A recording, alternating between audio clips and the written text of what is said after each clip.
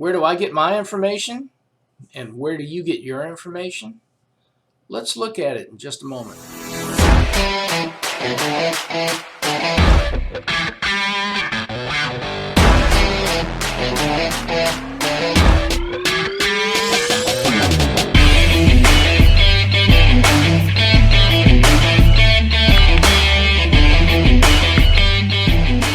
Good evening, everybody. Back again. So, in a follow-up to a previous video, I wanted to actually show you some examples of what I was talking about earlier about where I get information and then how I coalesce that information. In other words, you and I can read the same thing and you may come away with a different attitude than I have, or a different idea, or a different way of interpreting that information. Now, I fancy myself a fairly intelligent individual. My reading comprehension skills are pretty good. And when I hear people speak, if they are speaking English, which I understand, I feel like I can pretty much figure out what they're trying to tell me. So when I read these articles or I watch these videos, one of the first things I look at is, who is this person? I mean, do they know what they're talking about? Is it just a layman like me coming and saying, well, you know, if you wear a mask out in public, this is what could happen? Well, I'm not a doctor. I don't know.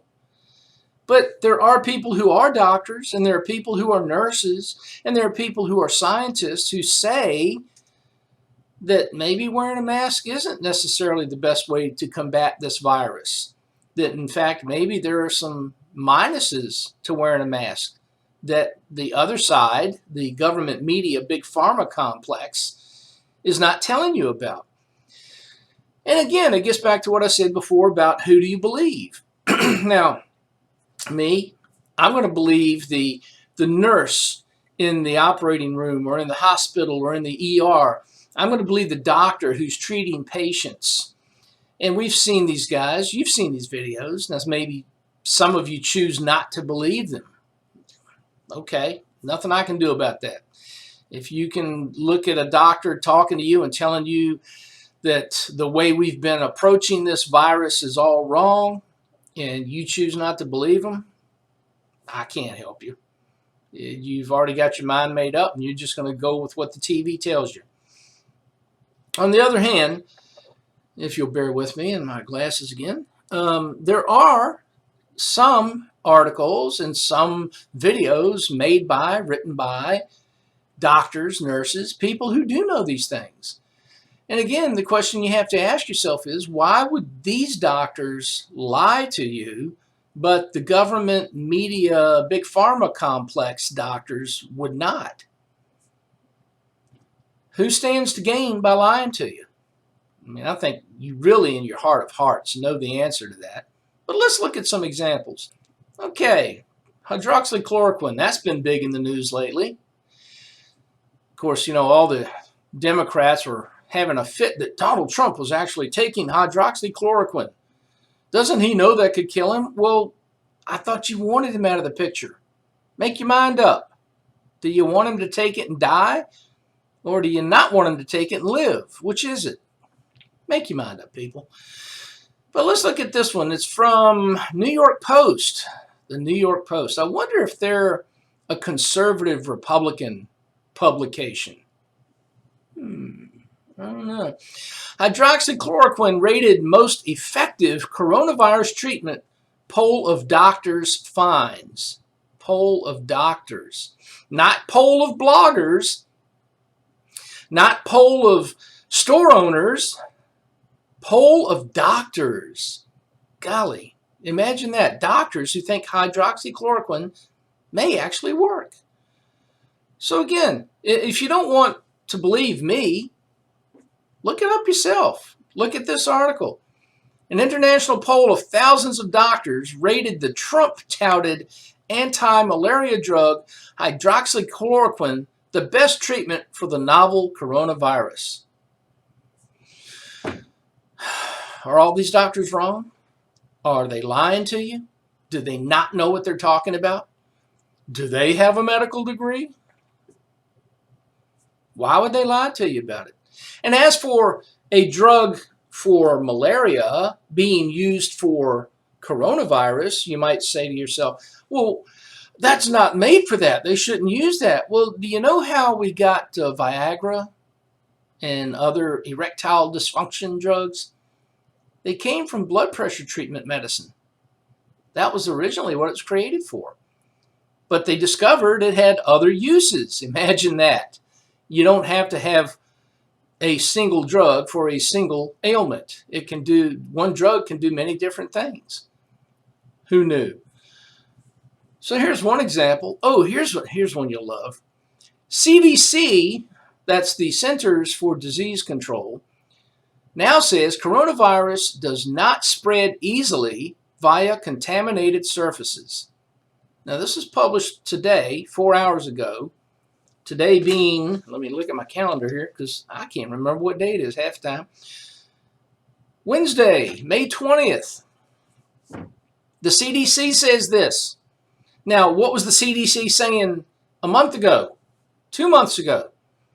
Maybe we've learned some things. Maybe instead of the hype and the panic, we've actually got some empirical data to work with now. Or maybe the CDC just doesn't know what the hell they're talking about. Maybe they're just going with whatever the government wants them to do because after all, isn't that where they get their funding? All right, here's another one. Oh, no, that's something different for another time. Oh, New York University. Let me put my headphones on so I can hear this one. I think I started it in the right place for you, but let's see. Researchers at NYU's Grossman School of Medicine found patients given the anti-malarial drug hydroxychloroquine, along with zinc sulfate, and the antibiotic azithromycin were 44% less likely to die from the coronavirus. Did you hear that? 44% less likely to die using hydroxychloroquine with a combination of 2 other medications. Hydroxychloroquine. Now, where have I heard that before? Guys, are you beginning to get it? Now, this is New York University. This is not a bastion of conservative thinking. This is not a Republican university. For Christ's sake, would you wake up? Stop thinking that everything that the news media tells you is the truth. And there's another video that's coming up. I'm going to start showing you videos that will prove to you how often the media has lied to you. Because I know some of you still don't want to believe it. But that's another video for another time. Oh, here we go with this one. Now, this doctor, the lady on the right is the doctor. The lady on the left is Laura Ingraham. Now, this is on Fox News. And I know you liberals hate Fox News because they're so right-wing.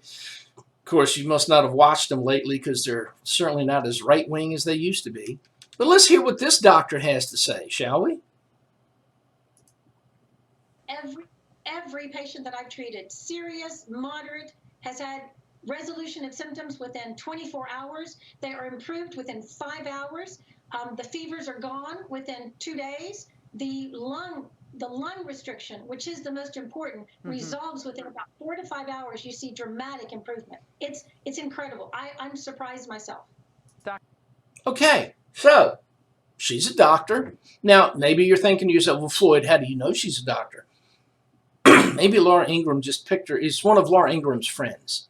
And she's just coming on to TV to lie to us. I suppose that could happen.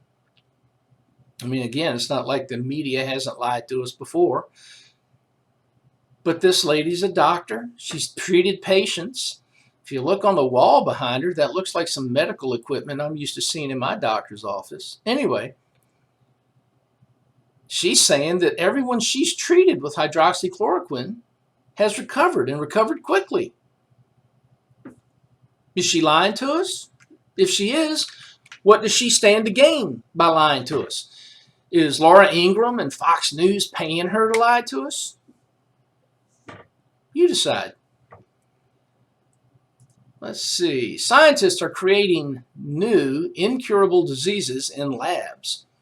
Now, this goes back to 2014, but I think, and it's from the Atlantic, but I think it fits in with what we're talking about, and that is who are you going to believe? Are you going to believe the guys who are creating these things and then turning them loose on us to see how they work? I mean, this thing, the coronavirus we're dealing with now from that Wuhan lab in China, do you think it just accidentally got out? Really? That's what you believe? Okay. Oh, here's one. This one just popped up a little while ago on my news feed. People with lung conditions should not wear face masks if it makes it hard to breathe. Well, duh. Experts caution as hot air and tight fit can trigger symptoms. Really? We needed some experts to tell us that. We couldn't have figured that out on our own. Bullet points.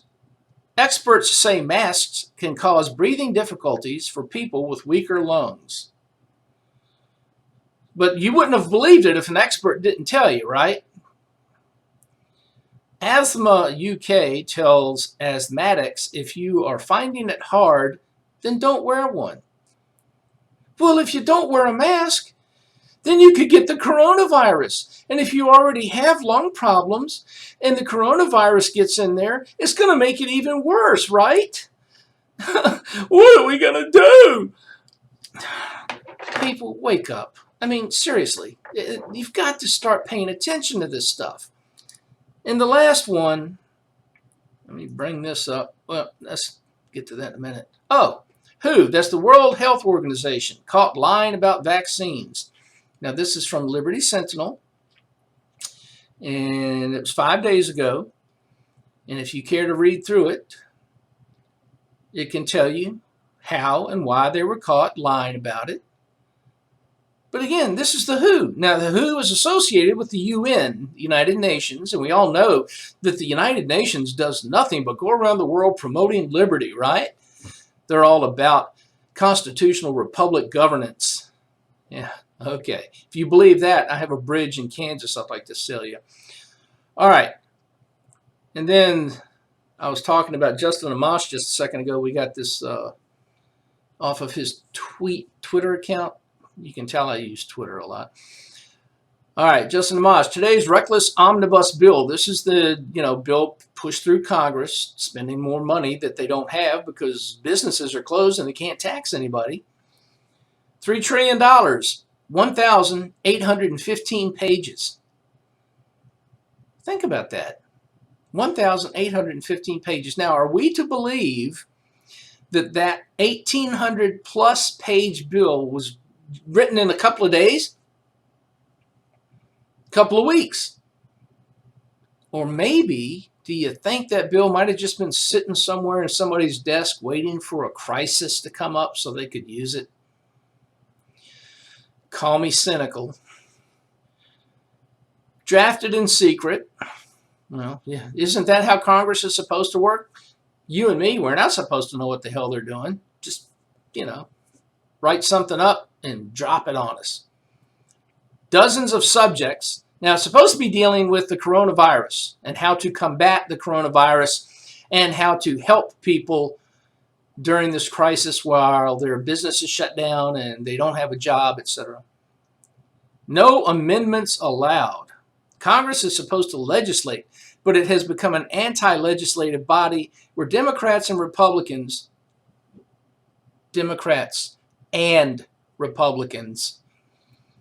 embrace the dictates of their leaders. Again, folks, and I've said this many times before, it's all about the party. It's whatever the party wants. To hell with the rest of us. The country? Who cares what the country needs? What about my party? And that's the important thing, right? So at the end of the day, when you get this information, number one, you have to be willing to look for it. If all you're going to do is believe what the TV tells you, then you're going to be misinformed. If all you do is read your newspaper, and I mean here in Richmond, the Richmond Times-Dispatch has become just as liberal as any other rag out there. If that's all you get your news from, then of course you're going to think, oh, the coronavirus is going to kill all of us. We have to shut the country down for X number of months, that we need a vaccine. And God, that's a whole nother video talking about the vaccine and who's pushing that. there's just so many things here that you need to look at. But at the end of the day, the bottom line is you have to decide, who are you going to believe? And I've already said who I believe. I'm not going to trust the government, media, big pharma complex. They've lied to me before too many times. Now, why you choose to believe them, I have no idea. That's something you've got to look within yourself to determine. But we need to start thinking about this, folks. There are forces at work here that do not have your best interests at heart. And they do not have the best interests of the country at heart. So you need to start deciding what's more important to you. Your political party or the country and the Constitution and your freedom. These are things you should be thinking about. I'll talk to you later.